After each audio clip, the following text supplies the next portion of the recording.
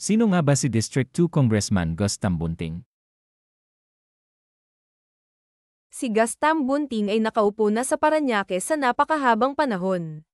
Mula sa pagiging konsehal noong 1988, Vice Mayor noong 2007, Congressman noong 2013 hanggang 2019 tapos pinalitan ng asawa niyang si Joy Tambunting noong 2019 at muling bumalik bilang congressman noong 2022.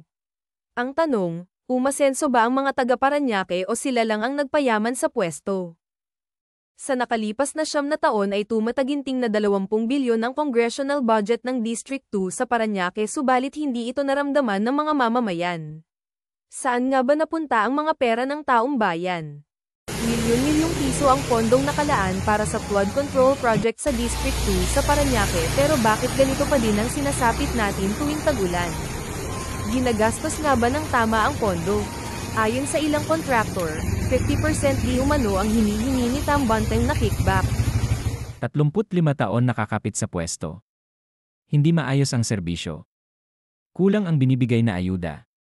Napakahirap hinga ng tulong. Gising na kabayan, wakasan na ang matagal na panahon ng pagtitiis sa kanila. Iba naman,